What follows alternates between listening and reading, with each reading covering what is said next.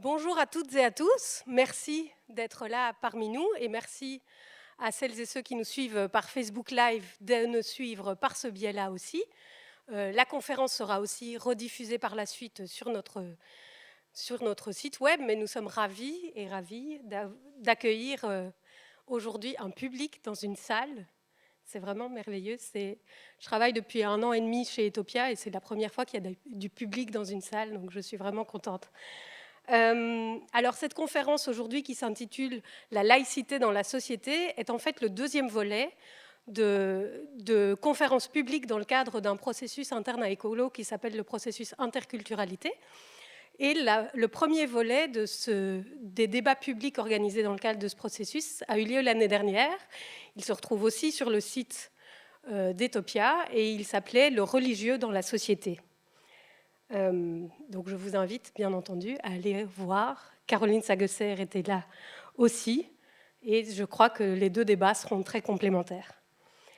Alors dans les médias, dans les discours politiques, vous l'aurez remarqué ces derniers temps, la question de la laïcité fait débat précisément, parfois crispe, surtout autour de la question du port de signes convictionnels. Mais le but de ce débat d'aujourd'hui n'est pas de se concentrer sur cette question-là, mais bien de réinscrire le propos de la laïcité dans une perspective plus large autour des grands enjeux du XXIe siècle. Par exemple, comment penser la laïcité dans une société multiconfessionnelle comme la société belge, et comment la laïcité se pense et se repense-t-elle?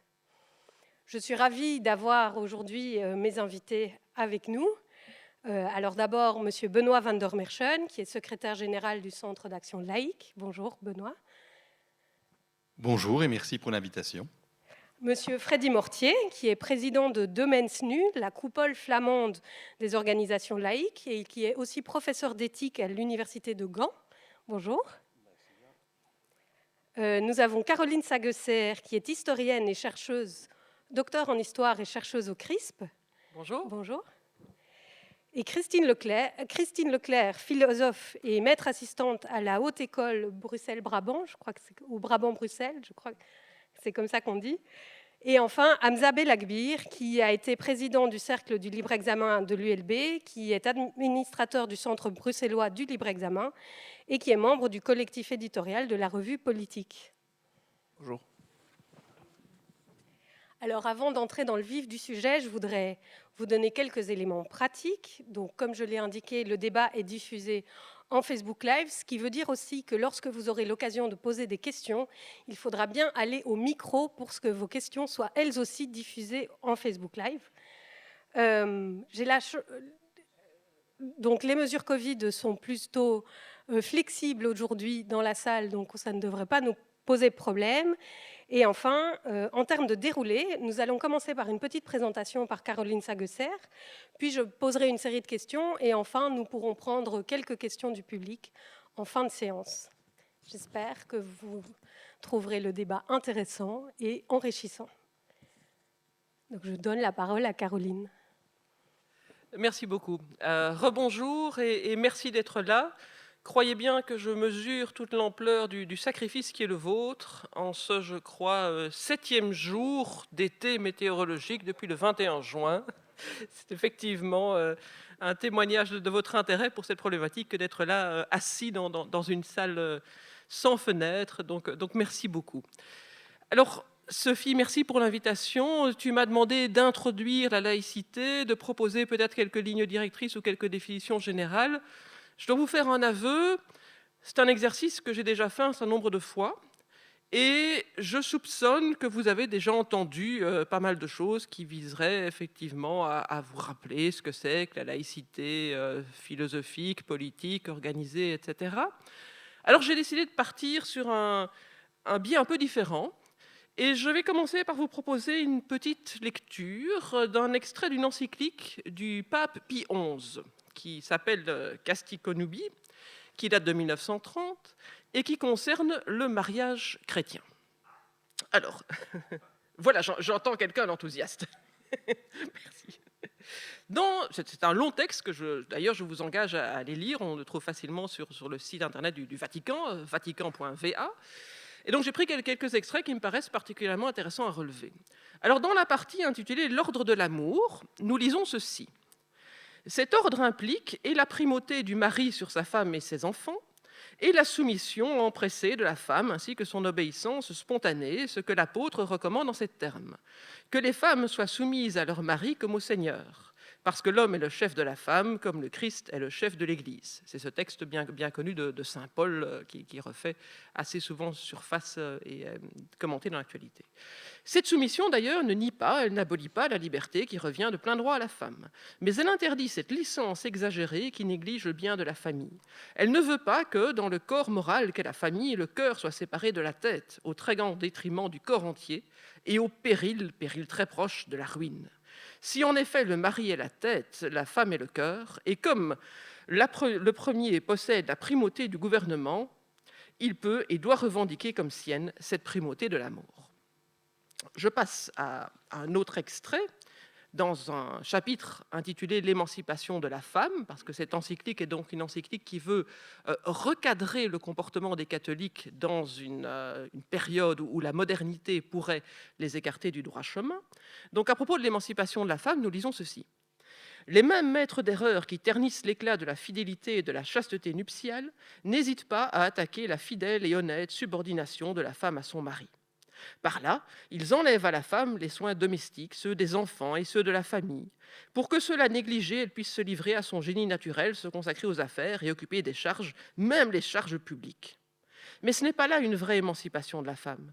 Et ce n'est pas là non plus cette digne liberté conforme à la raison qui est due à la noble tâche de la femme et de l'épouse chrétienne.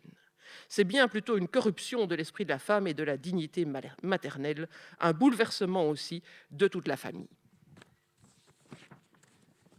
Et j'enchaîne sur un dernier extrait significatif. Mais pour sauvegarder l'ordre moral, il ne suffit pas de recourir aux forces extérieures et aux châtiments dont dispose l'État, ni de montrer aux hommes la beauté et la nécessité de la vertu. Il faut y associer l'autorité religieuse, qui répand dans l'esprit la lumière de la vérité, qui dirige la volonté et qui est en mesure de fortifier l'humaine fragilité par les secours de la grâce divine. Or, la seule autorité religieuse, c'est l'Église instituée par notre Seigneur Jésus-Christ. Voilà pourquoi nous exhortons vivement dans le Seigneur tous ceux qui sont dépositaires du pouvoir civil à nouer et à entretenir des rapports de concorde et d'amitié avec l'Église. De la sorte, en conjuguant leurs efforts et leurs zèles, les deux puissances écarteront les dommages immenses que le dérèglement des mœurs, en s'attaquant au mariage et à la famille, tient suspendus sur l'Église autant que sur la société. Les lois de l'État peuvent seconder beaucoup l'Église en cette tâche très importante, si dans leurs prescriptions, elles tiennent compte de ce que la loi divine a établi, et si elles punissent ceux qui y contreviennent. Quand l'autorité civile s'accorde avec le pouvoir sacré de l'Église dans une entente amicale, cet accord procure nécessairement de grands avantages aux deux puissances. La dignité de l'État, en effet, s'en accroît, et tant que la religion lui sert de guide, le gouvernement reste toujours juste. 1930.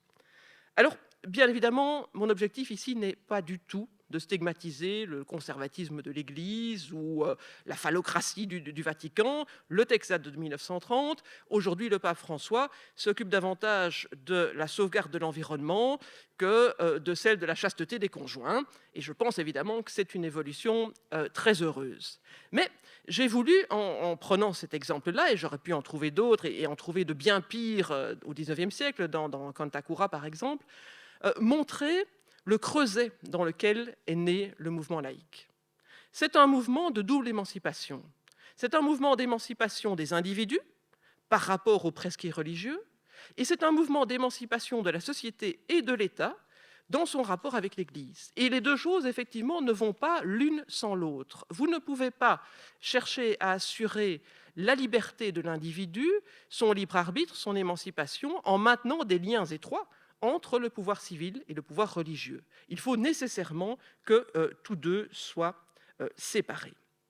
Et ça, c'est tout l'objet du combat laïque qui naît, qui grandit au XIXe siècle, en même temps que le terme même de laïcité apparaît en français. Alors, puisque nous sommes en Belgique, parlons effectivement plus précisément de la façon dont la laïcité a été considérée en Belgique. En Belgique, le lien entre l'Église et l'État s'est détendu dès la fondation de la Belgique moderne en 1830-31.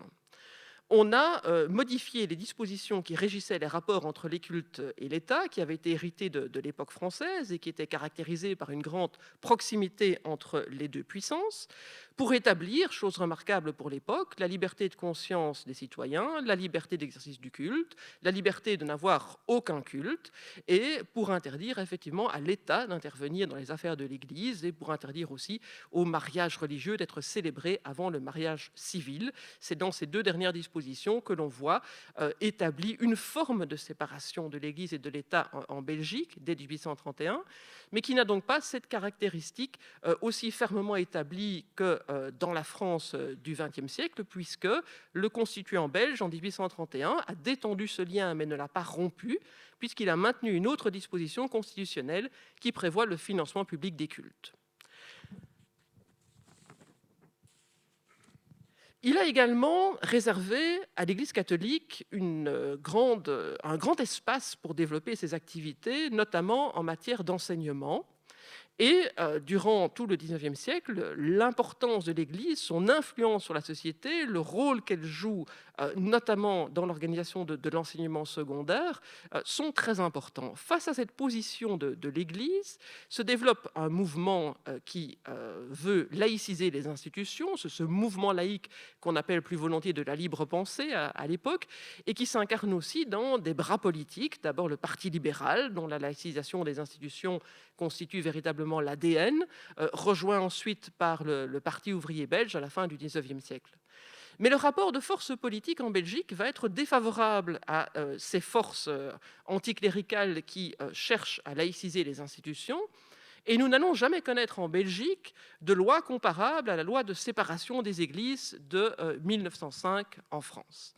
Et aujourd'hui, nous vivons encore dans un régime constitutionnel des cultes qui est extrêmement proche de celui qui a vu naître la Belgique en 1831. Il se caractérise donc par un système que l'on appelle volontiers de neutralité, c'est-à-dire qu'il y a une obligation qui est faite à l'État de considérer tous les citoyens et tous les groupes convictionnels auxquels ils appartiennent sur un plan d'égalité. Mais il n'y a pas d'obligation faite à l'État de s'abstenir d'intervenir activement à l'égard de ces cultes, voire même de les soutenir financièrement, comme il le fait en Belgique, puisque nous avons 6 cultes reconnus. Alors cette neutralité, c'est une façon de caractériser le système belge, mais elle ne figure pas plus dans la Constitution que le principe de laïcité. Elle y figure uniquement de façon, secondaire, dans l'article qui concerne l'enseignement, pour établir la neutralité de l'enseignement organisé par les communautés. Donc c'est plutôt une façon, opérationnelle de décrire la réalité belge que de parler d'un système de neutralité plutôt que de laïcité. Alors si le système de relations entre l'État et les cultes n'a guère évolué, d'autres évolutions ont profondément changé la société belge. J'en épinglerai 3. Tout d'abord, soyons de bon compte, la modernisation de l'Église. Il y a bien évidemment eu ce véritable tsunami qu'a été le Concile Vatican II, qui a changé beaucoup de choses pour l'Église catholique. Il y a eu également la sécularisation, la baisse constante du nombre de pratiquants, de baptisés et de prêtres, qui accompagne un recul de l'influence de l'Église. Il y a eu, depuis l'encyclique Humanae Vitae, une prise de distance des croyants et des croyantes qui écoutent plus ou moins attentivement les instructions venues de Rome, mais qui les appliquent de façon de plus en plus, libre et individuelle. À côté de cette sécularisation d'une population à l'origine essentiellement catholique, il y a eu la pluralisation de notre paysage convictionnel avec l'immigration des personnes et des idées, qui ont fait que nous avons aujourd'hui un paysage convictionnel beaucoup plus éclaté, qui a fait également de l'islam la deuxième religion du pays. Et alors, troisième élément que j'aimerais pointer, puisqu'on parle aujourd'hui de laïcité, en ce compris de mouvement laïque, de ce qu'on appelle laïcité organisée dans notre pays, il y a eu la reconnaissance de la laïcité organisée en 2 temps, 1993 pour la modification constitutionnelle, 2002 pour la loi, qui a fait des organisations philosophiques non confessionnelles, de la laïcité organisée, et pour sa branche francophone, du CAL, de l'UVV pour la branche néerlandophone qui maintenant s'appelle de Mens Nu, des acteurs véritables du pluralisme organisé belge, c'est-à-dire que ces organisations laïques sont financées sur un pied d'égalité, en tout cas théorique, et selon des modalités très proches de celles qui prévalent pour les cultes, à l'instar donc de ces organisations religieuses. C'est quelque chose de tout à fait unique en Europe. Et donc cette laïcité organisée, ce mouvement qui militait pour l'émancipation des citoyens du religieux et pour la laïcisation des institutions, se trouve maintenant dans une position tout à fait paradoxale, puisque tout en continuant effectivement à défendre ce positionnement de laïcité de l'État et d'émancipation des individus vis-à-vis du religieux, il bénéficie finalement d'un système de relations avec les cultes qui est, lui, fort peu laïque. Alors cette conception de la neutralité qui est au centre de beaucoup de débats récents, si on ne la trouve pas dans la Constitution, on la retrouve notamment dans le statut des fonctionnaires, des agents de l'État, à qui cette neutralité est imposée. Et vous le savez bien, l'une des questions les plus en débat aujourd'hui, c'est la question de savoir si cette neutralité de l'agent des services publics doit s'étendre à une stricte neutralité de l'apparence. Et ce débat est un des débats qui nourrit le débat plus global, qui va de nouveau s'ouvrir au Parlement autour de la laïcité que certains voudraient inscrire dans notre Constitution, considérant que notre régime est imparfait à cet égard. Voilà, très brièvement, on m'avait donné 10 minutes. Je me suis dit que j'allais vous proposer quelques réflexions, disons plutôt sur d'où vient la laïcité, plutôt que où va la laïcité, puisque j'ai évidemment à mes côtés des intervenants qui sont beaucoup plus qualifiés que moi pour évoquer cet avenir de la laïcité en Belgique. Merci.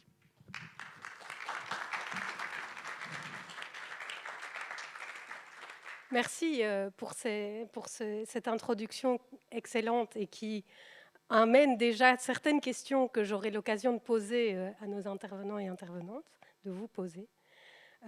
Alors une première question qui m'est chère, en fait, que je voudrais poser à chacune et chacun, c'est de savoir, de connaître en fait l'origine de votre engagement pour la laïcité et ce que cela signifie pour vous. C'est-à-dire que chacun a un parcours et chacune a un parcours individuel qui nous mène et nous rapproche de certaines idées. Et je serais intéressée à connaître quel a été votre parcours vers ou dans la laïcité. Je ne sais pas qui veut commencer. Peut-être Monsieur Van der Merchen.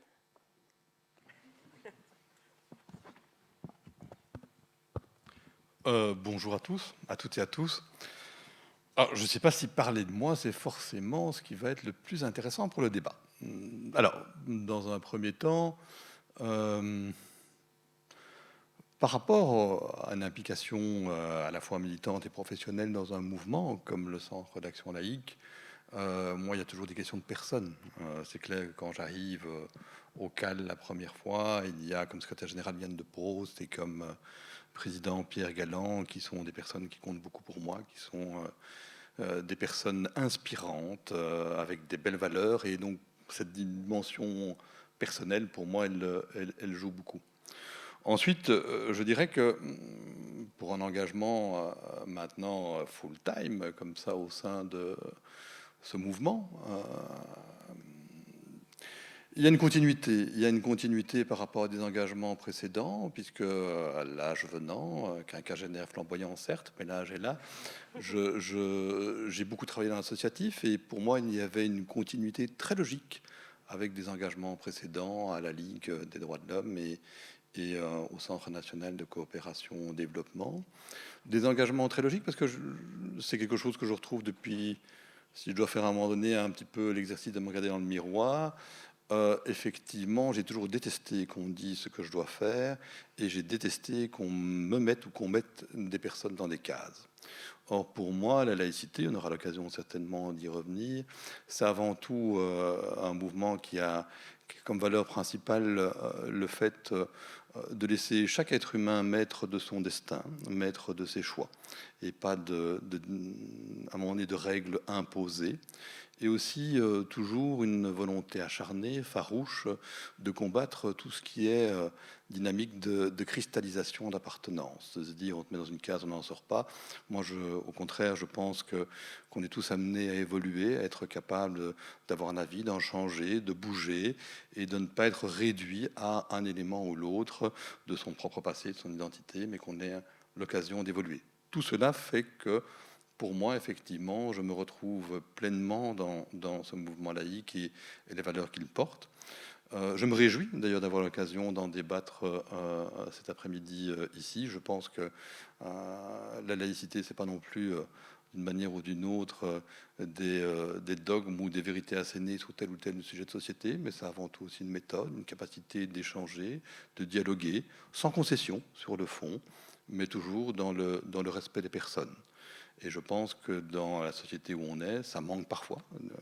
Tu as évoqué différents débats de société sur lesquels on n'a pas spécialement envie de revenir, mais on a l'impression que tellement rapidement, si on pense au port des signes convictionnels, on monte dans les tours, on parle d'anathème, on caricature les positions, alors que je pense que chacune des positions mérite d'être débattue, doit être entendue, mais qu'à minima, il faut qu'on puisse faire la place à la nuance, à la complexité, à la rationalité. Et ça, c'est en tout cas pour nous certainement une colonne vertébrale dans notre action. Peut-être Christine Leclerc pour alterner. Bonjour, oui, ça marche. Okay. Bon, moi, je ne suis pas du tout engagée dans la laïcité, mais c'est vrai que la laïcité ou la neutralité a toujours été un intérêt pour moi à partir du moment où j'ai étudié la philosophie, que j'ai été dans la recherche sur des questions bioéthiques liées au corps des femmes, dans la reproduction, ou plus concrètement et plus sur le terrain dans l'enseignement, en faisant des ateliers philo, des choses comme ça. À chaque fois que j'ai pu me rendre compte que le fait, comme disait Benoît, que quand on met les gens dans des cases, on les enferme, on leur met des étiquettes, et ça mène vers l'injustice, j'ai toujours voulu aller tout réunir autour de la justice et de cette idée que la neutralité, on pourra discuter plus tard de si elle existe ou si elle n'existe pas peut-être, mais que le fait de pouvoir avoir une autorité d'État ou, comme enseignante,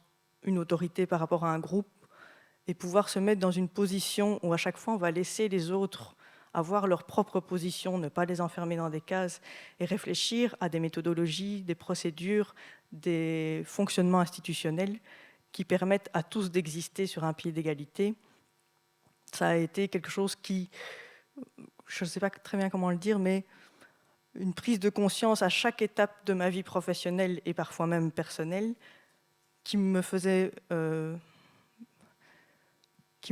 avoir envie de toujours me battre pour ça. Donc je ne suis pas engagée dans un mouvement laïque et en même temps, toute question liée à la laïcité ou à la neutralité me paraît être quelque chose qui serait à la base de la démocratie, à la base du vivre ensemble, et donc aussi par rapport à tout ce qui est combat des droits humains et tout ça, qu'à chaque fois qu'on veut essayer de faire vivre des gens ensemble, il faut pouvoir réfléchir au niveau historique, comme Caroline Sage l'a bien expliqué, mais aussi à qu'est-ce qu'on fait maintenant et pourquoi, à chaque fois qu'on aborde ces sujets-là, ça fait, comme disait aussi Benoît, monter dans des tours, des polémiques, des crispations qui mettent les gens dans des cases et forment de la violence vis-à-vis des gens. Donc voilà, moi c'est ça qui m'a toujours fait réagir par rapport à ces questions-là. Merci. Hamza, peut-être tu peux répondre. Merci. Je vais être un peu... bon, la laïcité, est-ce que je me considère comme un militant de la laïcité? Oui, tel que j'entends moi la laïcité, oui, parce que mon engagement étudiant, ça s'est fait à l'Université libre de Bruxelles, où beaucoup de gens de l'ULB aiment bien dire qu'ils ont été à l'ULB par un choix, j'ai envie de dire philosophique, ce qui n'était pas mon cas, ce qui n'est pas le cas des 90% des gens qui y vont, hein, plutôt par proximité d'université bruxelloise. Mais du coup, c'est là, au cercle du libre examen, où, pour le coup, moi, j'ai découvert ce que c'était le concept. Je me suis familiarisé avec ce concept-là, je l'ai pratiqué et je me suis rapproché parce que le cercle du libre examen fait partie, en effet, de la communauté laïque, dite organisée, liée à Bruxelles laïque, au Centre d'action laïque, etc. Le concept en tant que tel, le régime de laïcité, m'est cher parce que j'estime qu'il est seul garant d'une base démocratique sur laquelle on pourrait construire une société qui fait sens, qui pourrait échapper au déterminisme respectif dans lequel on évolue chacun et chacune. Maintenant, comme ce débat est en train de... En tout cas, les termes de ce débat sont en train d'être galvaudés de part et d'autre, les conditions nécessaires pour pouvoir atterrir, parce qu'il est temps, je pense, d'atterrir sur ce débat, ne sont pour le moment pas là. Mais j'espère qu'en fin de ce débat, on va pouvoir atterrir. C'est un beau projet, en tout cas. Caroline, je ne sais pas si vous vous considérez comme engagée pour la laïcité, mais comment en êtes-vous venu à vous intéresser à cette question, à tout le monde? Oui, voilà. Bon, rapidement, pour moi, la laïcité, c'est un intérêt essentiellement professionnel. Toutes les questions liées à la régulation politique du fait religieux. Bon, simplement, peut-être évoquer devant vous un souvenir. Quand j'ai commencé à m'intéresser à ce qu'on appelait de préférence à l'époque, parce que je suis historienne de formation, le temporel des cultes et tout ce qui en découle, j'avais à l'ULB, moi aussi, un vieux professeur marxiste, une grande pointure intellectuelle et un gars adorable, qui m'a dit qu'il était vraiment profondément déçu parce que c'est un intérêt qui n'en avait aucun, et que tout ce qui concernait la religion, voilà, on était à la fin du XXe siècle, mais c'était voué à disparaître, à sombrer dans l'oubli, et il n'y avait vraiment aucun intérêt, ça n'était pas du tout un sujet porteur de commencer à travailler sur les religions et la laïcité. Et là maintenant, 25 ans après, il faut bien remarquer qu'il ne se passe pas une semaine, une journée, quasi sans qu'il y ait un élément d'actualité, de fait politique, en rapport avec le religieux, en rapport avec la laïcité. Et donc mon intérêt, ma fascination pour ce thème n'a fait que croître avec les années. Merci. Monsieur Mortier. Bonjour. Moi, je suis né en Flandre, dans une famille ouvrière très, très superficiellement catholique. Il faut vous imaginer ce que c'était que la Flandre à l'époque. Elle était, à l'époque, je veux dire, dans les années 60, 70, 80, elle était très fortement dominée par la morale catholique traditionnelle, dont Caroline vous a lu quelques extraits. Donc, c'était une réalité vécue dans une Flandre qui était fortement pilarisée, c'est-à-dire qu'il y avait une différence profonde entre, d'une part, les catholiques et d'autre part, les tenants d'autres convictions. Ce qui s'est naturellement reflété dans le fait que, en Belgique, en fait, que beaucoup de lois qui ont étendu les libertés personnelles sont venues assez tard en Belgique. Par exemple, la loi sur le divorce, c'est assez tardivement que la loi a été votée et introduite en Belgique. L'avortement, la loi sur l'euthanasie, où l'on était parmi les premiers d'ailleurs. Eh bien, moi, j'ai étudié, je me suis en fait posé contre cette morale. J'ai étudié avec quelques têtes fortes de la laïcité en Flandre, dont j'ai fait mon doctorat avec Jaap Kruithof. J'ai bien connu Léo Apostel, j'ai travaillé avec Hugo van den Enden, avec Étienne Vermeersch. Ce sont des gens qui ont vraiment participé au lancement des lois sur l'avortement et sur l'euthanasie en Belgique, qui ont jeté un rôle majeur. Et donc c'est de cette façon que j'ai été impliqué à l'université dans cette lutte contre, en fait, la Flandre dominée par la morale catholique traditionnelle. Donc, ce que signifie la laïcité pour moi, je vais parler non de la laïcité comme mouvement, mais plutôt comme principe d'organisation d'une société. À l'époque, ce qui vraiment me gênait dans cette morale catholique, c'est qu'il faut être catholique pour la prendre au sérieux, bien entendu. Donc, c'est une vision assez particulière. Et il y a je vais citer une citation de Voltaire. Il dit quand il y a, sur un territoire, quand il y a une seule religion, il y aura un despotisme. Quand il y en a deux, eh bien à ce moment-là, il y aura de la guerre. Quand il y en a 20, à ce moment-là, il y aura la paix. Parce qu'on voit bien, quand il y a beaucoup de religions qui doivent coexister, que la vérité qui traditionnellement justifiait le rapport entre l'État et une religion unique, que ce rapport à la vérité change, fondamentalement. Donc, il y a, prenons une histoire qui vous est peut-être connue. Il y a un monsieur qui dit qu'un ange est descendu du ciel et lui a donné un dicté de la volonté de Dieu. Puis cela a été mis sur papier, etc. Bon, c'est une histoire absurde. Il y a d'autres histoires pareilles, par exemple, à la résurrection de Jésus de Nazareth. On va peut-être pas refaire toute l'histoire des religions ce soir et des mythes. Il s'agit pour moi de ce rapport aux absurdités, en fait. Donc, quand on voit s'il y a plusieurs religions dans un territoire, quand on voit cette diversité, il faut bien admettre que la liberté de la conscience, la liberté de juger pour soi-même, que ça doit être la norme fondamentale de la coexistence. Ça, c'est une norme, et puis à côté de cela, l'égalité, l'égalité pour toutes les convictions. Et en fait, ça, c'est pour moi le noyau de la laïcité. Donc, il faut combiner ces deux choses, la liberté de l'individu d'une part, l'égalité des convictions philosophiques d'autre part. Et il y a deux moyens de le faire. L'une, c'est la neutralité de l'État, et l'autre, la séparation des églises et de l'État.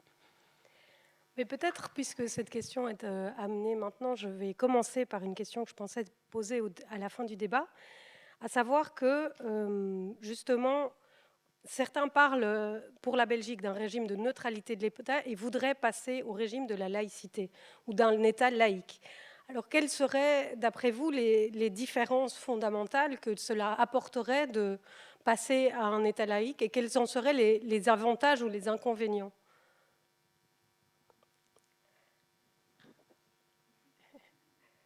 Alors, la parole est à qui veut. Je peux donner une réponse brève et peut-être un peu technique. Bien sûr. Si on définit la laïcité politique comme étant une interdiction faite à l'État non seulement d'intervenir dans la question des religions, mais également de les reconnaître, de les soutenir financièrement, faire de la Belgique un État laïque à l'instar de la France laïque, ça voudrait dire mettre fin au financement public des cultes, mettre fin à l'enseignement confessionnel subsidié avec le niveau de subsidiation qu'il connaît, et mettre fin à l'organisation de cours de religion confessionnelle dans les écoles, principalement. Mais paradoxalement, ce n'est pour le moment pas sur ces axes-là que la revendication d'inscription de la laïcité se développe. Ça a été le cas autrefois, mais aujourd'hui, si on cherche à inscrire de façon plus nette le principe de laïcité dans la Constitution belge, c'est essentiellement pour pouvoir y asseoir une interdiction du port de signes convictionnels dans les services publics et dans l'école officielle. Pas uniquement, mais je crois que c'est tout de même l'élément qui vient nourrir les partisans de cette modification actuellement. Je vois Monsieur Van der Merchen, qui n'a pas l'air d'être tout à fait d'accord avec le propos, peut-être peut-il nous préciser sa réaction ? Ouais, c'est un point de vue extérieur, donc un parmi d'autres, et chacun a le droit à avoir le sien, évidemment. D'abord, première réflexion, je pense que c'est vain d'essayer d'opposer toujours laïcité, religion. Moi, je reste persuadé que la laïcité, un peu comme ce que disait Freddy, c'est l'avenir des religions. À partir du moment où on a un principe qui nous permet de dire qu'il n'y a aucun privilège à être adepte d'un culte, mais qu'au contraire, on s'assure que, de manière générale, dans l'organisation de l'État, il n'y a pas à un moment donné quelqu'un et un culte qui va imposer sa façon de voir, et on sait le monde dans lequel on est. Et je ne vais pas revenir, moi, sur Voltaire. J'aime beaucoup cette citation d'un auteur irlandais, Sean O'Casey, qui dit « Quand on parle de religion, il y a toujours une bagarre à la clé ». Je précise, chacun a le droit à avoir ses convictions, y compris religieuses et tout. Moi, je me méfie plus des clergés. Avoir une religion, c'est un droit fondamental, ou comme ne pas en avoir. Donc, je pense que la laïcité, c'est pas du tout nous classer dans le camp des anti-religieux. C'est juste s'assurer que dans la société où on est, complexe, avec des cultes reconnus multiples, avec des aspirations diverses dans la société, eh bien, on s'assure effectivement d'une coexistence apaisée entre les uns et les autres, parce que personne ne va imposer sa façon de penser, de voir le monde à d'autres. Et on peut se rendre compte que si on arrive à ça, on a un peu une exception de manière générale dans ce monde qui ne tourne pas spécialement rond. La laïcité dans la Constitution, j'entends ce que dit Caroline. Bon, d'abord, quand elle parlait de pied d'égalité tout à l'heure, par rapport à la reconnaissance des cultes de laïcité, rappelons quand même que 85% du magot va quand même au culte catholique. C'est pas tout le monde sur le pied d'égalité principielle, mais pas dans la réalité. Il y a un ouvrage de référence, d'ailleurs écrit par Caroline, qui est toujours d'actualité, publié chez nous, que je vous conseille, dont je vous conseille la lecture. Il y a un truc quand même où on sait bien qu'il y a un culte qui prime encore par rapport à d'autres, certainement. La laïcité dans la Constitution, on a eu un débat gigantesque sur la précédente législature, sur l'introduction de valeurs dans la Constitution. C'était une proposition de l'ancien président de la Chambre, Patrick de Waal, qui, lui, visait à répondre à la crise migratoire, à la réactiris, donc là, le port des signes convictionnels. Mais c'est une vision, en tout cas, de pourquoi on devait avancer. Qu'est-ce que je peux vous dire déjà à cet égard? Quand il s'agissait simplement, et je vais faire une allusion au propos introductif de Caroline, qui nous parlait du mariage, simplement indiquer dans la Constitution que la loi prime sur tout prescrit religieux, c'est impossible. Et le débat a tourné aussi là-dessus. C'est impossible. Mais non, c'est déjà contenu, Benoît, pourquoi tu viens qu'on discute? Le mariage civil précède la bénédiction nuptiale. Alors, tout le monde n'est pas obligé de se marier, tout le monde n'a pas besoin de bénédiction nuptiale, mais on dit que l'exemple suffit pour assurer le principe, mais on ne veut pas affirmer le principe.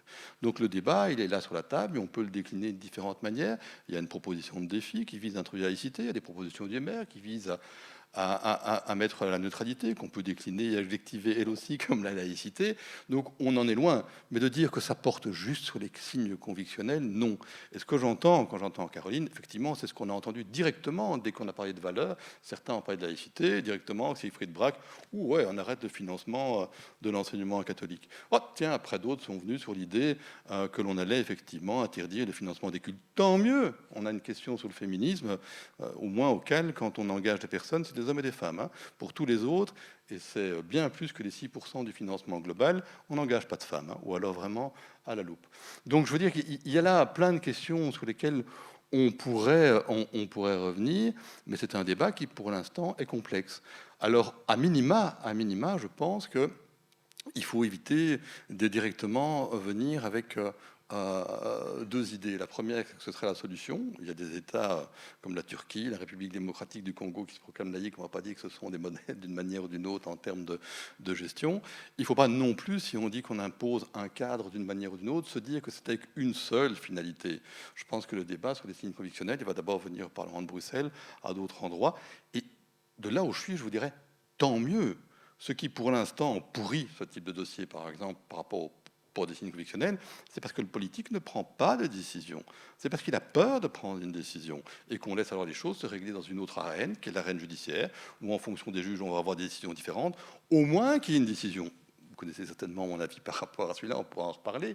Mais ce soit une décision dans un sens ou dans l'autre, ceux qui ne seront pas d'accord, ils iront devant le Conseil d'État, la Cour constitutionnelle, en fonction de la norme qui sera prise. Mais au moins, on arrêtera d'avoir une espèce de feuilleton à épisode qui ne grandit personne. Et donc là, oui, il y a un appel certainement à ce que le politique prenne ses responsabilités dans le cadre de ce débat. Je pense qu'aujourd'hui, on en a besoin. Et comme le disait Freddy, au plus on a de diversité, au plus on a certainement besoin de laïcité. Peut-être, Freddy Mortier. Oui, je crois que l'identification de la laïcité avec le refus des signes convictionnels, que c'est une conception erronée. Donc, en fait, la laïcité, il y a beaucoup de formes de laïcité. Jean Bobéro, qui est l'un des grands spécialistes de la laïcité, mais bien, il distingue 7 formes de laïcité en France, seulement en France. Et je crois qu'il en manque d'autres qui sont présents dans d'autres pays. Donc, il y a plusieurs conceptions pour s'imaginer comment d'une part donc la liberté individuelle et de l'autre part l'égalité des religions, des convictions religieuses peuvent coexister, peuvent se joindre. En Flandre, par exemple, si l'on dirait que l'on va introduire la laïcité comme concept dans la Constitution, cela fait un effet très drôle, puisque laïcité se traduit par vrijzinnigheid. Donc, en fait, une libre pensée, quelque chose comme ça. Donc, cela veut dire que quand nous disons on va mettre le terme de vrijzinnigheid dans la Constitution, ils disent mais bon, c'est une conception particulière. On pourrait tout aussi bien y mettre la catholicité ou l'islam, etc. Donc, la laïcité pour nous, c'est un autre terme pour l'état de droit démocratique. Et il y a plusieurs façons de la conciper. Et alors, justement, peut-être vous pourriez en profiter pour nous donner un peu plus d'éléments sur les différences qu'il y aurait éventuellement entre les mouvements laïcs en Flandre et en Fédération Wallonie-Bruxelles.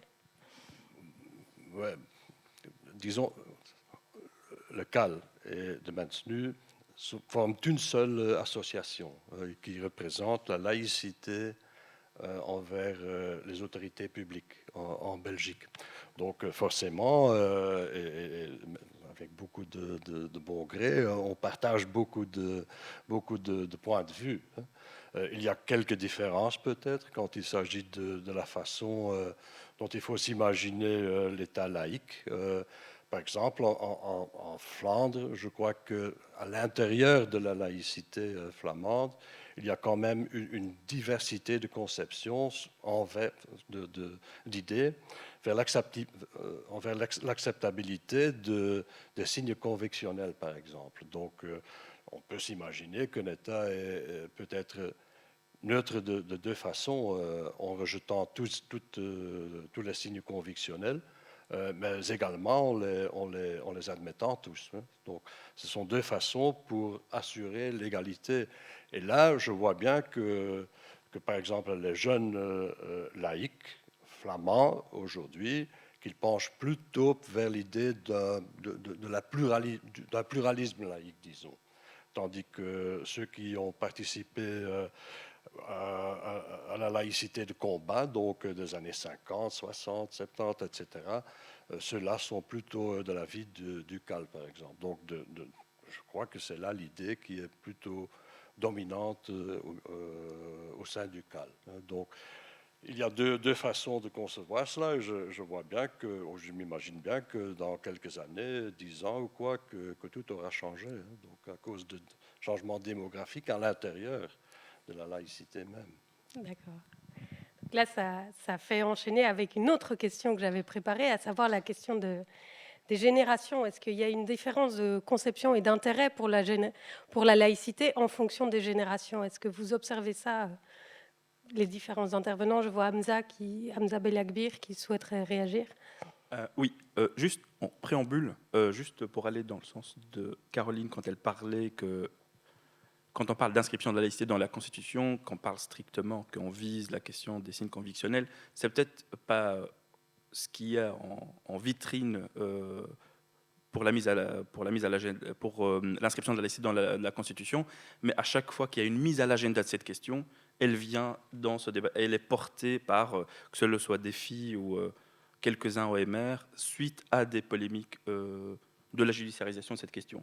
Donc, c'est complètement lié, si ce n'est pas dans la substance, mais en tout cas dans l'agenda politique, et malheureusement, c'est ce qui détermine encore majoritairement le débat.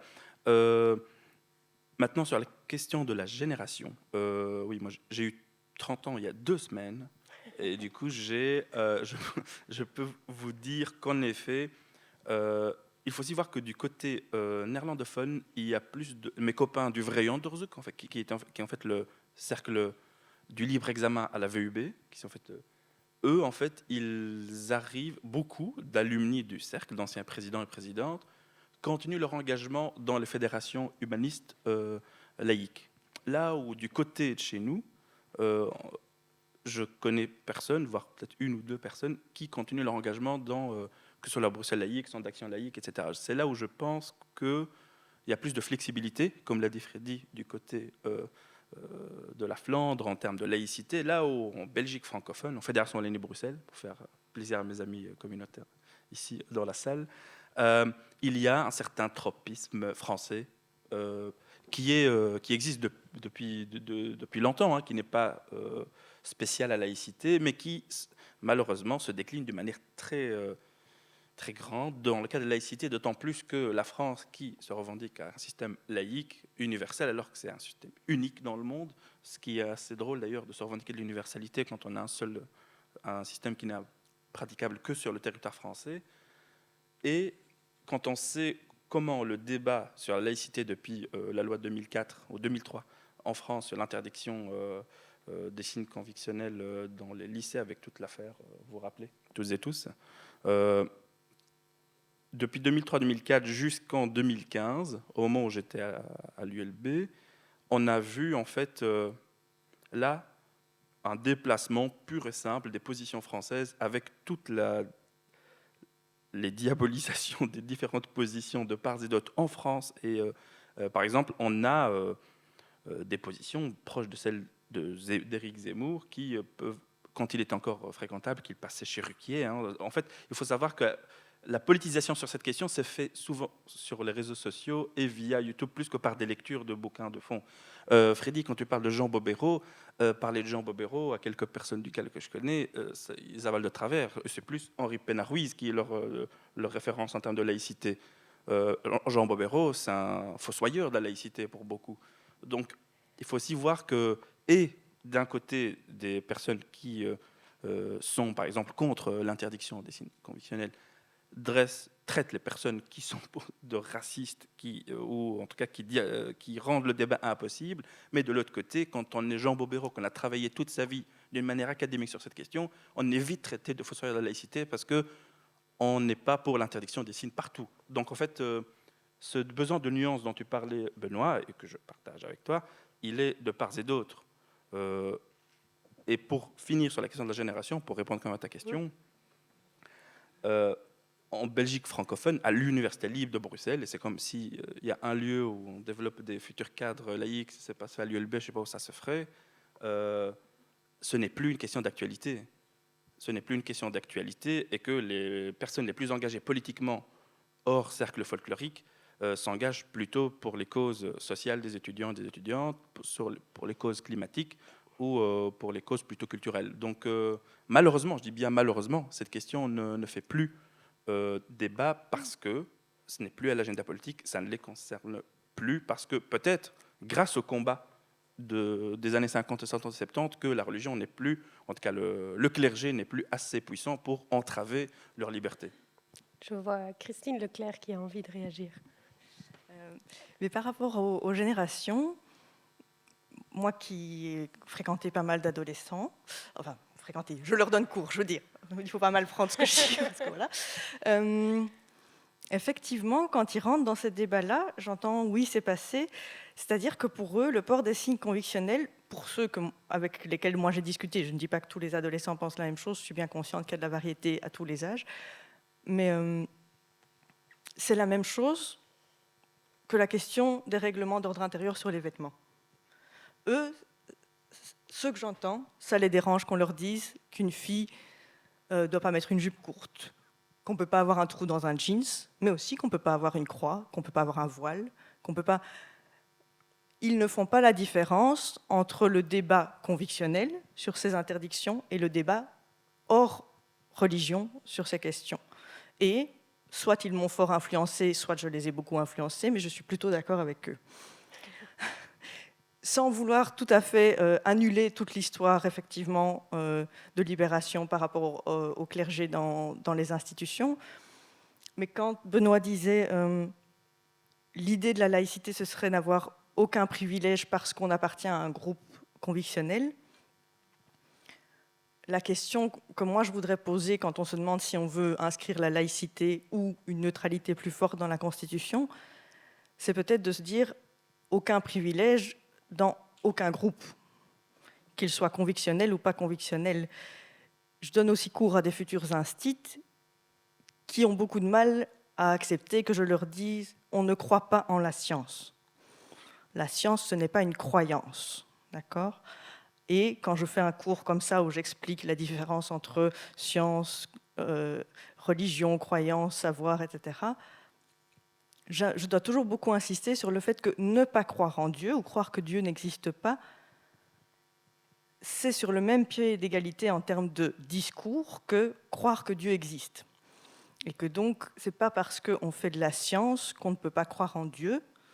J'utilise des termes peut-être un peu basiques, hein, mais je vous dis comment je discute avec des élèves ou des étudiants. Et donc, cette question de neutralité, c'est savoir s'il n'y a pas de privilège, si personne ne peut avoir un privilège parce qu'il appartient à un groupe, il ne peut pas avoir un privilège parce qu'il fait partie d'un groupe convictionnel, mais on ne peut pas avoir de privilège non plus parce qu'on est athée. Si la vie est rendue plus facile à tous ceux qui n'auraient pas de signes convictionnels, est-ce qu'il n'y aurait pas une forme de discrimination ? Je pose juste des questions. En fait, personnellement, je n'ai pas encore vraiment de position bien... Je viens ici sans avoir de position extrêmement claire, mais j'ai l'habitude plutôt de questionner avec les jeunes que je rencontre. Et quand je me rends compte justement que pour eux, c'est un peu les mêmes questions de leur interdire de mettre un jeans à trous ou un voile, eh bien, je me dis, oui, pourquoi est-ce qu'on doit faire la différence entre le fait que ce soit religieux ou autre ? À partir du moment où on se dit, on fait une... Comment est-ce que je pourrais expliquer ça plus clairement sans dire, il n'y a pas de problème avec les religions ? Je pense qu'on vous a, Oui. je pense qu'on vous a compris. Je vois Voilà. Freddy Mortier Oui. qui voudrait réagir. Je suis tout à fait d'accord avec Christine. Donc, j'ai l'impression que les jeunes trouvent ces différences et les débats, la discussion là-dessus un peu obsolètes. Et, bon, ça ne leur intéresse pas beaucoup. Mais je voudrais encore dire qu'il y a quand même un groupe qui est plus combatif, hein, qui en fait est attiré par un athéisme, disons, combatif. Presque. Enfin, vous savez bien qu'il y a eu l'influence de gens comme Richard Dawkins ou Sam Harris, donc les 4 cavaliers de l'apocalypse athéiste. Hein. Et eux, ils attirent beaucoup de jeunes aussi qui sont tenants d'une sorte d'athéisme plus combatif et pour lesquels la laïcité traditionnelle en fait est trop apprivoisée, hein, donc pas assez fort. Caroline Sagesser ou Benoît van der Merchen voudraient réagir peut-être à la conversation jusqu'ici sur cette question des générations. Je ne sais pas si vous partagez. Oui, bon, peut-être pas sur la question de la génération, sauf qu'effectivement, on s'aperçoit que le convictionnel motive peu les jeunes. Et finalement, les églises ont une population qui se clairsème et qui vieillit, et les maisons de la laïcité aussi. Et je pense effectivement que c'est un problème. D'un côté, il y a le côté positif, voire un apaisement par rapport à ces questions. D'un autre côté, il y a aussi un manque de motivation et d'attractivité du débat philosophique. Et ça, c'est probablement un appauvrissement. Si je peux juste revenir brièvement en arrière sur la variété de conceptions de la laïcité et le cadre juridique qui serait modifié par une inscription de la Constitution, je crois quand même qu'il faut tenir compte de la hiérarchie des normes. Et qu'en France, une législation comme celle qui interdit le port de signes convictionnels dans les écoles officielles a été validée par la Cour européenne des droits de l'homme à Strasbourg comme conforme au principe de laïcité, principe fondateur de la République en France. Si nous devions prendre une telle législation en Belgique ou d'autres éventuellement, il n'est pas évident que cette législation ne serait pas invalidée par une juridiction ou même par la Cour de Strasbourg au motif qu'elle ne serait pas conforme à l'ordre constitutionnel belge. Donc il y a tous les débats théoriques qu'on peut avoir sur le sens que l'on a envie de donner à la laïcité, et puis à un moment donné, il y a un ordre juridique dont la cohérence doit être considérée, mais dans un sens ou dans un autre. Comprenez-moi bien, je ne plaide absolument pas pour une modification, pour telle ou telle législation, ce n'est pas ça l'objet, mais je pense qu'effectivement, chez ceux qui militent, et Ramza a bien réexpliqué dans quelles conditions, dans quel contexte on reparle fréquemment d'inscrire la laïcité ou de détailler davantage le prescrit de neutralité dans la Constitution, c'est bien, me semble-t-il, fréquemment avec l'idée de construire une hiérarchie des normes qui permette justement l'adoption de ces législations plus restrictives quant au port de signes convictionnels. Benoît Van der Mersheim. Oui, réaction rapide un petit peu par rapport à plusieurs des propos, et puis je vais essayer de faire avancer le débat sur une des prochaines questions que tu allais amener. D'abord, je pense que cette cohérence, pour l'instant, elle n'est pas là parce qu'on laisse justement des juridictions prendre des décisions dans tous les sens, à tous les niveaux de pouvoir. Et donc, à un moment donné, que la représentation nationale s'en empare et décide quelque chose en mesurant, en faisant un processus de bonne loi avec des consultations, on saura vers quoi on va. Ça me paraîtrait adéquat. Et j'entends ce que dit Hamza sur tiens, c'est toujours à quel moment. Aujourd'hui, déjà, au Sénat et à la Chambre, il y a une discussion sur une future révision de la Constitution qui est prévue dans l'accord de gouvernement. L'occasion en fait le larron. Avançons, allons-y. Une réaction encore par rapport à ce que disait Freddy sur les distinctions nord-sud. Moi, ce que je voudrais indiquer, c'est que contrairement à d'autres, et là je vais reprendre ce parallèle avec les cultes que je n'aime pas, au moins moi je suis très content d'être dans un mouvement où on peut changer de position, où on peut évoluer. Donc sur le port des signes convictionnels par exemple, jusqu'en 2009, le CAL avait une autre position. Sur le cours de philo de citoyenneté, pendant des années, le CAL a défendu les professeurs de morale. Et maintenant, on est persona non grata auprès de ce public parce qu'on a estimé qu'à un moment donné, il valait mieux que pour discuter des questions de sens, les élèves soient ensemble plutôt que dans des chapelles différentes. Donc moi, je suis ravi d'être dans un lieu où on peut évoluer, peut-être changer et prendre des risques. Aussi, je pense que c'est important. Ensuite, sur la question des jeunes, j'entends ce que disait Hamza avec son appel à la nuance. En même temps, tu me pardonneras, mais réduire le CAL de nouveau à cette question de signe convictionnel, qu'est-ce que c'est irritant, quoi. Putain, quoi, le CAL. Sacre bleu, le CAL, c'est quoi? C'est le boulot pour le CPC, c'est le boulot pour l'IVG, c'est le boulot pour les VRAS. Enfin, merde, quoi. Et chaque fois qu'on parle avec le cercle du libre examen, par exemple, on nous ramène juste à la question des signes convictionnels. Je vous avoue, je m'en fous, moi, de la manière dont les gens s'habillent. J'en ai rien à foutre. La seule chose, quand même, je précise, je ne me sens pas liberticide en disant que quelqu'un qui est dans l'enseignement obligatoire, un lieu où, par définition, on doit se décentrer, apprendre l'altérité, se couper de ses liens justement avec sa famille pour apprendre autre chose. Et au moment où on représente quelqu'un d'autre que soi-même, mais également une institution, on ne porte pas un signe convictionnel. Et je ne me sens pas liberticide en disant ça. Mais la manière dont on ramène toujours tous les combats de la laïcité organisée à cette question-là d'un bout de tissu, au moment où on est tous obligés de porter un masque en période de confinement, ça a un côté aussi terriblement irritant et qui manque, je trouve, justement, de cette nuance que l'on souhaitait évoquer. Attention, il vaut mieux parler dans le micro, Oui. sinon on ne Oui. vous entend pas. Oui. Combien... Mais parce que alors ça aussi c'est peut-être quelque chose que je souhaiterais mentionner. Quand on discute de la question des signes convictionnels, ne croyez pas que tout est monolithique, ça fait débat, ça suscite des réactions, ça demande effectivement par rapport à un dossier où il y a des enjeux qui sont aussi fonction de délais très courts dans un processus judiciaire, une réaction rapide et un lobby politique, évidemment.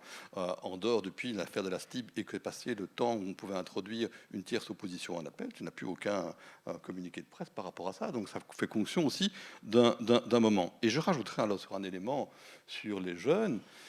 Moi, je pense effectivement que les jeunes, aujourd'hui, ils s'en foutent de pas mal de choses aussi. Moi, je n'ai pas le privilège de côtoyer des jeunes, mais j'ai le privilège de côtoyer mes enfants. Effectivement, aujourd'hui, les jeunes, ils s'en foutent d'avoir dans leur vestiaire de foot quelqu'un qui est homosexuel, ils s'en foutent d'avoir une copine qui soit bi. Enfin, il y a plein de choses en termes d'acceptation de la différence qui sont là. Et c'est une avancée. Et peut-être que justement, par rapport à des combats historiques de la laïcité, il y a un désengagement. Ce qui ne veut pas dire que quand on discute avec eux, ils ne sont pas sensibles. Et moi, je ne le prends pas comme quelque chose que j'acte. Je me dis juste qu'effectivement, dans un monde de l'immédiateté, du zapping, où on réduit tout à quelques caractères, c'est un défi de comment est-ce qu'on arrive à sensibiliser à un débat complexe, à cette nuance et à l'échange d'arguments. Et ça me paraît quelque chose d'absolument essentiel. Et je terminerai sur un dernier élément, qui est celui de l'élément assez puissant ou non des confessions. Je vous rappelle quand même que nous vivons ici en 2021 avec une situation un peu hallucinante. Un des plus beaux esprits intellectuels que j'ai pu rencontrer à Écolo. Tout le monde va se demander de qui je parle. Mon vieil ami Edgar Sock, que j'aurais bien aimé qu'il soit présent ici à ce débat, au moment où je suis engagé au CAL, me dit « Benoît, qu'est-ce que tu vas foutre là-bas? Tout est gagné. » Rappelez-vous quand même que ce gouvernement ne s'est formé qu'au prix d'un renoncement pathétique de tous les partis francophones de Voreut et de l'Open VND sur la question de l'IVG. Parce que 12 députés intégristes ont dit, par la voix de leur président, on n'a pas de gouvernement si on vote une modification de la loi sur l'IVG. 12 députés qui n'ont pas hésité avec d'autres, Vlaams Belang en première ligne, à détourner des moyens parlementaires de manière absolument indigne dans un système démocratique pour enterrer un débat. Je comprends le calcul qui est de dire à un moment donné, bon, l'accord de gouvernement, la crise, la pandémie, ceci, cela, il faut bien avancer. Mais se dire qu'aujourd'hui, en Belgique, en 2021, les confessions n'ont pas d'importance, permettez-moi de bien rire. Mais justement, ça me fait effectivement une excellente transition vers une question supplémentaire. C'est peut-être, à part sur cette question des signes convictionnels qu'on ne tranchera pas ce soir, je pense, cet après-midi. Je voulais vous demander quels étaient les domaines de la vie publique ou de la vie institutionnelle, de la vie en société en Belgique, dans lesquelles la laïcité n'est peut-être pas encore assez appliquée, dans laquelle, peut-être, pour le dire autrement, l'influence du religieux pose encore problème. Est-ce qu'il y a d'autres domaines que celle des signes convictionnels qui clivent, où on pourrait encore gagner à mettre davantage en évidence le principe de la laïcité? Oui, monsieur Mortier. D'abord, il faut avouer que dans le domaine de la position des laïcs, que la Belgique occupe une place presque unique. Chaque année, il y a le rapport Freedom of Thought, publié par les humanistes internationaux. Et la première position, c'est un rapport qui essaie de classifier, ou qui classifie tous les pays du monde. Donc, en premier lieu, en ce qui concerne la liberté de penser, de parler, donc les facilités pour les non-croyants. En première position, il y a peut-être une position partagée, il y a les Pays-Bas, Taïwan et Belgique. Donc, c'est pas mal du tout. Donc, il n'y a pas beaucoup de problèmes pour les non-croyants, disons, en Belgique. Mais néanmoins, il faut bien penser à ce que apporte le futur. Il y a d'autres problèmes. J'ai fait une liste, en fait. Mais ce qui me paraît le plus important, c'est le fait qu'on verra une sorte de retour du religieux dans les 10-20 ans à venir. Et un retour du religieux, je ne parle pas des religions apprivoisées ou un peu, disons, métaphoriquement interprétées comme le catholicisme aujourd'hui ou comme le protestantisme, mais de versions plus littéralistes de ces religions-là, comme on voit déjà avec les mouvements pentecôtistes qui s'implantent un peu partout en Belgique, comme on le voit avec les versions plus fondamentalistes du catholicisme qui est importé par exemple du Pologne. Donc, il y aura un retour du religieux, donc à cause de raisons démographiques, à cause de la migration, etc. Et donc le problème qui se pose là, c'est comment assurer que, disons, la primauté du principe de l'état de droit, donc la primauté du civil sur le religieux, que ce soit assuré dans le futur. Et ça, c'est la question importante. Quand il s'agit du débat sur la Constitution, par exemple, les laïcs flamands, pour eux, c'est la question simple, comment enraciner la primauté du droit public, civil, etc., donc disons séculier, sur le droit ou sur la prescription religieuse. Et ça, c'est toute la question, la position, ou ce que cela veut dire pour les signes convictionnels. Bon, c'est une autre discussion, selon moi.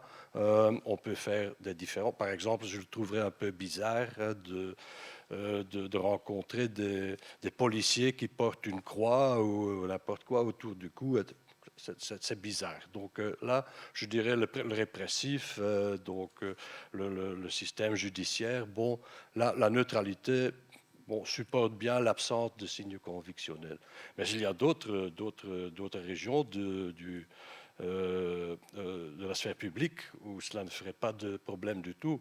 Cette semaine-ci, j'ai été à l'hôpital universitaire de Gand, qui est un hôpital public. Il y a des gens qui travaillent là, donc du personnel de l'université avec foulard, pas de problème. Hein. Et on voit très bien que cette discussion-là sur les signes convictionnels est un peu empoisonnée par les débats sur l'islam. Et là, il faut bien s'avouer que c'est le cas. Donc, cette semaine-ci, la ministre de l'Intérieur, Mme Verlinden, est apparue sur l'écran à la télé flamande portant une croix autour du cou. Bon, ce n'était pas une croix, disons, de moine ou quoi, hein, donc petit et discret, etc. Mais quand même, je me suis dit, tiens, M. Boucher ne dit rien sur cette croix, tandis qu'il a bien vu le foulard de Mme Awash. Hein, donc, si l'on veut être conséquent, il faut quand même remarquer qu'il y aurait... Donc, en ce sens-là, le débat est un peu empoisonné par l'islam, Ouais. je dirais. Mais pour revenir plutôt aux questions, je voudrais poser la question aux autres intervenants et intervenantes aussi. Est-ce que vous... Donc, M. Van der Merchen a mentionné la question de l'avortement. Est-ce qu'il y a d'autres questions aujourd'hui qui sont dans lesquelles la laïcité pourrait être davantage appliquée qu'elle ne l'est Oui. en Belgique? La circoncision des mineurs, par exemple. Donc, 45% des mineurs masculins sont circoncis chaque année. C'est une forme de mutilation corporelle, donc des atteintes à l'intégrité corporelle, et personne n'en fait problème. La protection des droits des animaux, hein, l'abattage sans assourdissement, bon, c'est un autre exemple. Puis la protection des droits à la santé sexuelle et reproductive, où il y a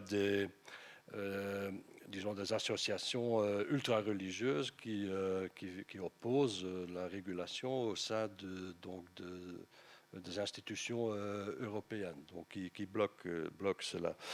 Puis il y a des atteintes au projet de la liberté d'expression. Hein, donc on voit bien qu'au niveau des associations internationales, des organisations internationales, il y a un problème quant à la liberté d'expression, la liberté de penser, etc. Donc, bon, il y a encore d'autres exemples. Peut-être quelqu'un d'autre veut mentionner autre chose? Oui, M. Van der Merchen. Rapidement, d'abord, je rebondis sur ce que dit Freddy. Il y a une décision de la Cour constitutionnelle qui va tomber bientôt sur l'abattage rituel. Toutes les réactions des partis politiques seront scrutées. Ça, je dis rien. Enfin, voilà. Il y a un débat qui va recommencer aussi très prochainement au Parlement sur la réforme du droit pénal sexuel.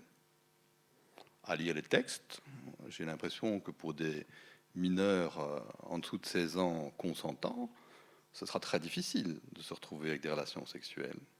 Retour d'un ordre moral, là aussi, les réactions de députés de tous les partis vont être scrutées.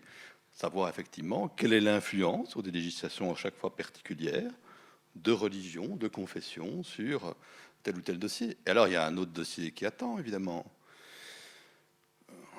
On a pour l'instant un entre-deux absolument insupportable dans l'enseignement de la Fédération Wallonie-Bruxelles, dans l'enseignement officiel, avec un cours de philo de citoyenneté d'1 heure qui a donné un cours de religion et de morale d'1 heure et qui laisse tout le monde, direction, professeur, complètement dans un système qui est boiteux. On ne reviendra pas en arrière, il faut aller de l'avant.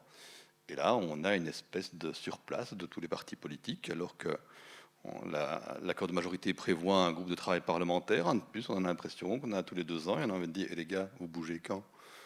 Et ce dossier n'a bougé que parce qu'il y a eu une décision de la Cour constitutionnelle en 2015. Sinon, sauf à comprendre que les partis sont tétanisés par la crainte de clergés qui n'ont pas envie de voir leur cours de religion et leur dernière occasion peut-être de toucher les jeunes battus en brèche, voilà, c'est le constat que l'on peut faire. Donc les dossiers, ils sont multiples. On pourrait même parler encore, effectivement, j'ai entendu avec beaucoup d'attention Caroline hier sur la RTBF, sur les réseaux. Moi, je pense que les réseaux scolaires aujourd'hui sont la principale raison via la concurrence acharnée qu'ils se livrent de l'état de notre enseignement en fédération Wallonie-Bruxelles. C'est un débat qui mériterait là au moins 2 jours de réunion d'université d'été.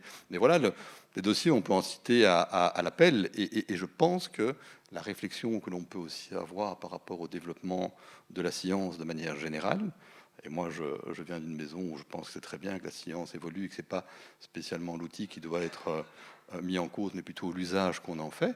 Attention à toutes les réticences que l'on peut avoir à gauche, à droite, avec les multiples questions éthiques. Mais là, je laisse d'autres en parler à ma place. Oui, Caroline Sagesset.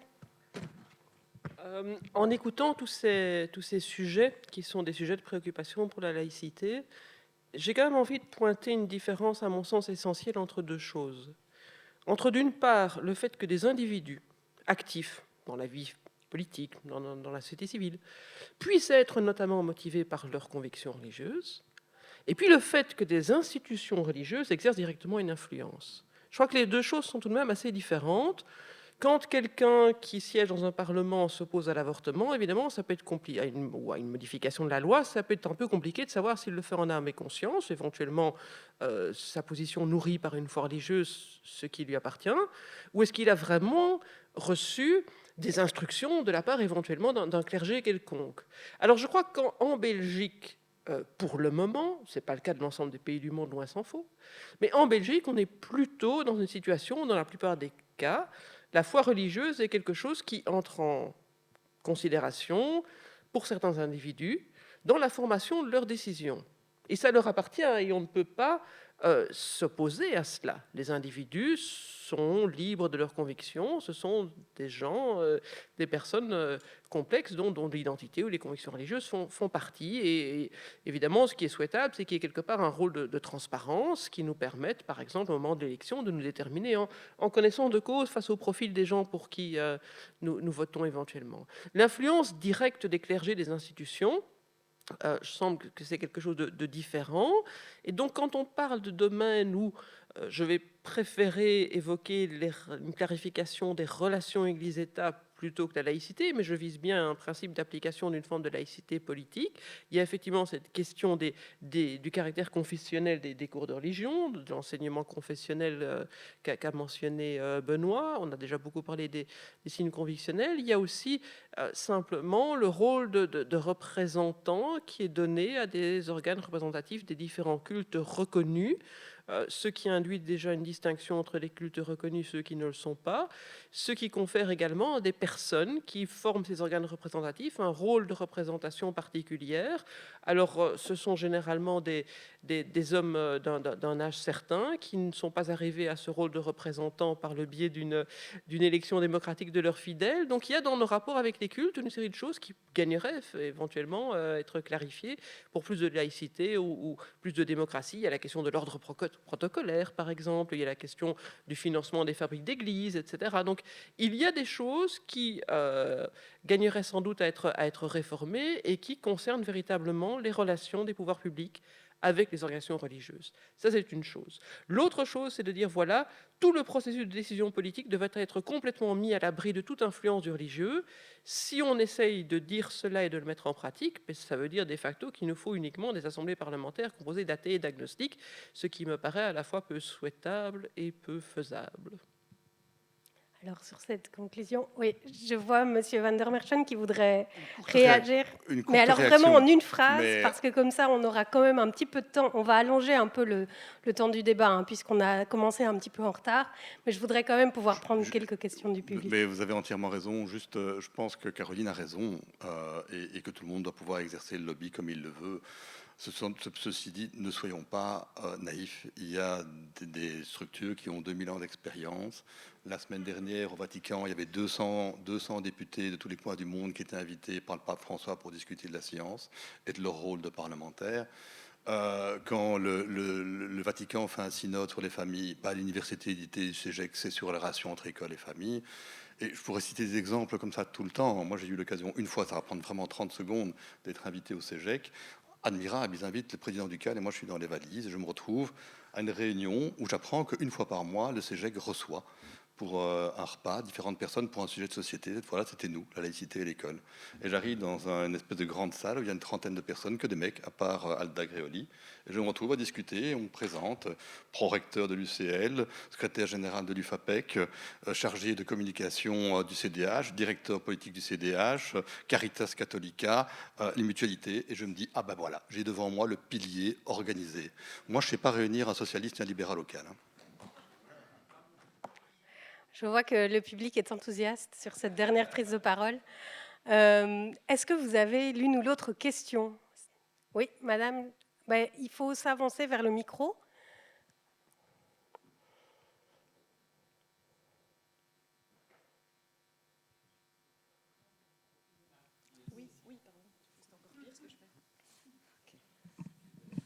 Oui, bonsoir et merci à Écolo d'avoir organisé ce débat. J'étais présente l'année dernière au débat sur religions et sociétés. Samedi, je suis française, je suis en Belgique depuis 8 ans. J'ai été souvent étonnée par ce qu'on appelle la laïcité en Belgique, qui effectivement est très différent de la laïcité en France. Et tout à l'heure dans le débat, j'ai noté des mots qui correspondent quand même au cœur du problème, je crois. C'est principe et valeurs. Pour moi, la laïcité n'est pas une valeur, c'est un principe d'organisation de la société qui permet à toutes les convictions de coexister et de faire société ensemble. Ça, c'est une première remarque. Après, c'est plus des remarques que des questions. Ouais, je crois, comme madame, que si on dit la laïcité dans la Constitution, alors la logique, c'est comme en France, c'est-à-dire on ne finance plus, on n'organise plus les cours de religion à l'école, etc., etc. Et c'est vrai que le contexte, c'est exact ce que vous avez dit tous les deux. Et c'est comme en France, c'est bien la contamination avec le débat français. Il y a cette question de cristallisation autour des signes religieux musulmans, soyons clairs. Donc, est-ce qu'on est en mesure de trancher politiquement clairement sur la laïcité dans ce contexte-là? Je trouve ça très dangereux. Quand on a tranché en 2004 en France sur la question du voile, on a durci les positions. On a développé l'enseignement confessionnel musulman, alors qu'avant, on pouvait, directeur d'établissement par directeur d'établissement, régler les problèmes. On a durci, on a cristallisé le débat, et la démagogie politique parle dessus, et certains Zemmour et autres ont fait que ça a pris des dimensions absolument considérables. Des fois, quand on tranche, on aggrave, quoi. Des fois, c'est mieux de discuter au niveau local et subtil. Et un truc important que je retiens de l'année dernière, que j'ai relu mes notes, c'est vraiment l'histoire de l'enseignement d'esprit critique et interculturel à l'école. Ça, pour moi, c'est vraiment quelque chose qui serait hyper important. Voilà, pour l'instant. Merci. Je ne sais pas si quelqu'un veut réagir à cette interpellation, si vous êtes toutes d'accord. Est-ce qu'il y aurait une autre question? Sinon, j'en ai une en réserve que je gardais pour la fin. C'était quel est le rapport, selon vous, entre la laïcité et le ou les féminismes? Comment ces deux mouvements qui ont structuré quand même le XXe siècle se complètent ou s'interpénètrent? Oui, Hamza Belagbir. Je ne vais pas prendre la parole sur le féminisme avant, ça serait une aberration. Christine Leclerc, alors. Pour moi, ce rapport-là est le même que quand on essaye de définir ce que c'est la laïcité ou la neutralité.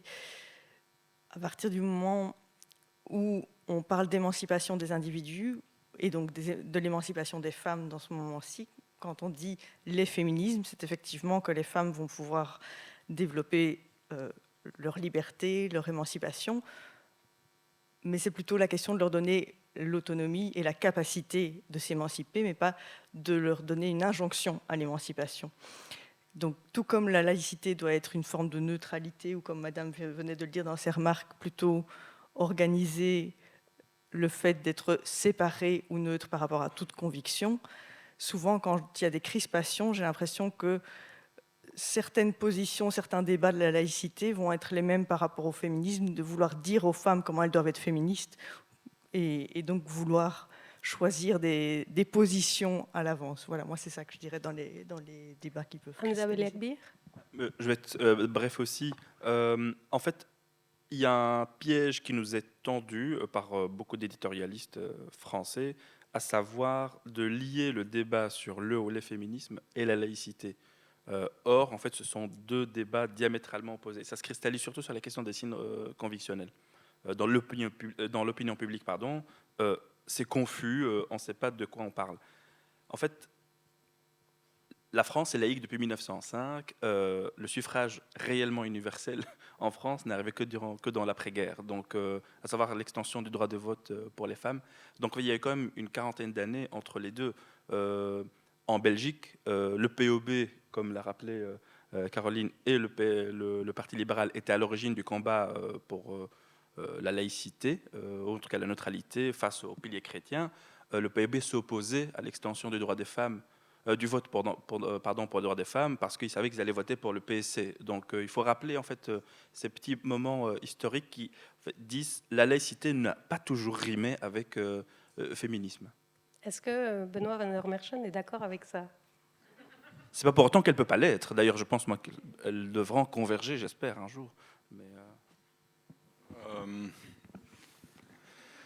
ouais, mais je pourrais reprendre exactement la réflexion que j'ai faite précédemment, qui est de nouveau, je trouve, une vision un peu réductrice ou sur un dossier, alors que je pense que, comment dire, d'abord c'est très intéressant la question sur les féminismes, hein, on pourra discuter aujourd'hui, dans ce moment-ci, puisqu'on aime bien coller des adjectifs à laïcité, exclusive, inclusive, féministe inclusif, exclusif, réservé aux femmes, réservé aux hommes, on pourrait se poser beaucoup de questions d'actualité là-dessus.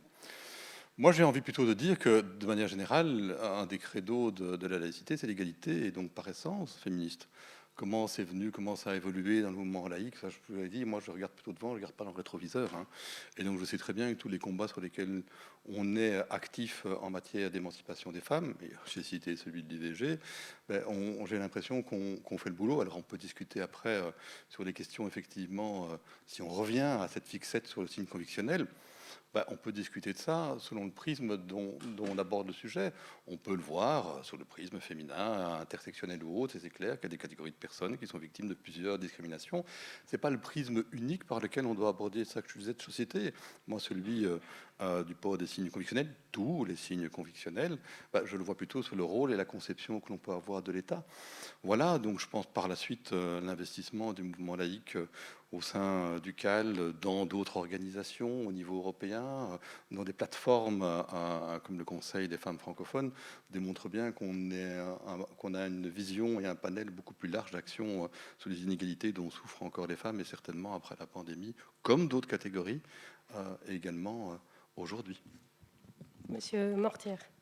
Je peux seulement dire que nous avons, comme laïcité organisée en Flandre, des rapports excellents avec les organisations féministes traditionnelles. Donc, par exemple, quand il s'agit de l'IVG, par exemple, bon, il y a des concertations, donc ça se passe tout naturellement, et à propos d'un tas d'autres sujets aussi.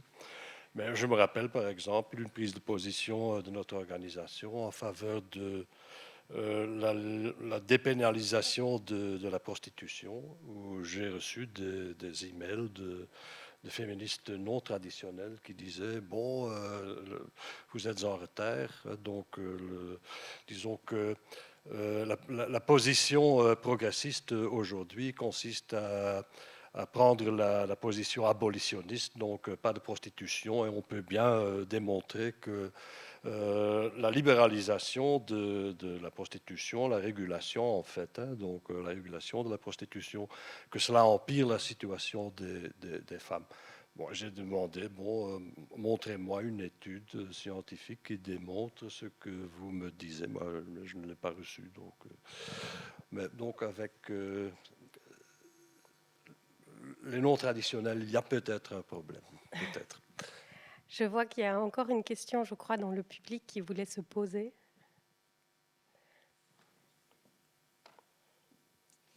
Merci déjà pour vos interventions. Souvent dans ces débats, je trouve qu'il y a beaucoup de confusion. En fait, j'ai même entendu récemment un homme politique français dire dans la même intervention qu'il fallait promouvoir la laïcité de l'État et inscrire les racines chrétiennes de l'Europe dans la Constitution. Donc là, ça va évidemment très très loin. Mais dès lors qu'on est dans les principes, on peut facilement être d'accord. En fait, je crois qu'ici, je suis assez convaincu que sur comment définir la laïcité, l'importance de pouvoir cohabiter, vivre ensemble avec les différentes convictions, on peut être assez facilement très en phase. Et puis c'est lorsque on se préoccupe de choses très concrètes que ça devient plus compliqué. Parce que, et vous venez d'évoquer la question de la prostitution, au nom du féminisme, de la libération, de l'autonomie du corps des femmes sur leur propre corps, on peut être abolitionniste ou au contraire demander la régulation de la prostitution. Au nom de la laïcité, on peut à la fois, de mon point de vue, dire pas de signes convictionnels dans l'espace public ou dans les services de l'État, ou au contraire dire les signes convictionnels, tant qu'on veut, l'important c'est pas l'apparence, c'est ce qu'on en fait, et que donc, ce qui serait plutôt mon option, plus on cohabite visuellement même avec la diversité, plus on s'y habitue et on peut dialoguer.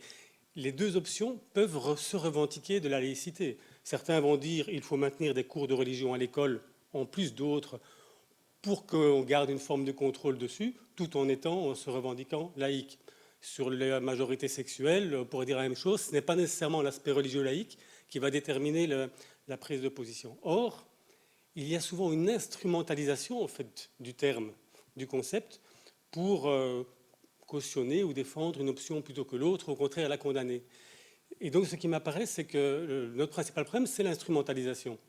Et que notre principal défi, c'est de permettre des débats, de recréer des termes du débat à partir du concret, en s'interrogeant vraiment sur comment faisons-nous pour aller vers une société laïque où on peut cohabiter entre convictions de façon libre et positive. Et c'est sur le comment que devrait se poser beaucoup plus le débat, en évitant alors des invectives de principe qui fait que celui qui ne serait pas d'accord sur tel ou tel sujet concret serait excommunié, ou je ne sais pas si on peut dire ex-laïcisé, de façon sloganesque.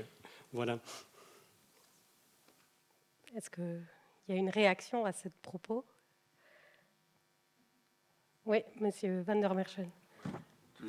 Patrick Duprier a entièrement raison. J'ai eu l'occasion récemment d'être entendu au sein d'une commission du conseil communal de Scarbeck, où il y a une discussion sur un changement de règlement de travail. On peut y aller en se faisant plaisir, en disant ah, peut-être je vais y aller, je vais séduire 25% du conseil communal et en fâcher 25% d'autres.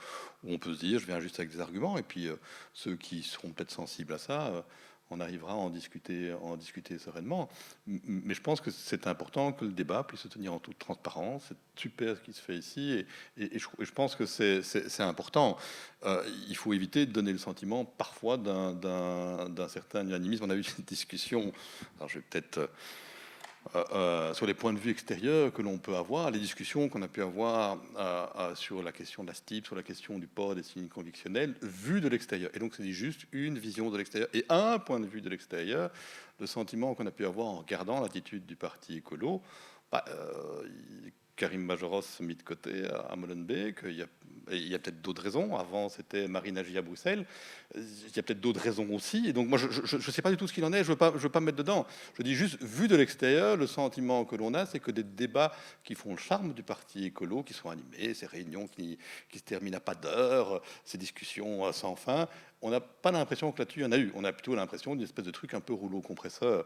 Et donc, vu de l'extérieur, alors je ne dis pas que c'est la réalité, je dis juste un avis vu de l'extérieur, et peut-être que moi qui suis sur aucun réseau social, je ne sais rien, je ne vois rien, je ne dis que ce que dit la Libre Belgique et le soir, et parfois le Vif l'Express, et les cartes blanches de Mark Wittendal. Non, je rigole.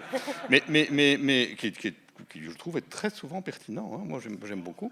Mais voilà, mais donc ça, c'est un. Donc moi, j'aime beaucoup. Mais ce que je veux dire, c'est la partie du débat. Mais j'ai le sentiment, en tout cas, vu de l'extérieur, qu'il y avait un truc qui manquait, quoi. Et donc là, je trouve que c'est bien qu'il y ait ce type de débat, que ça puisse être discuté.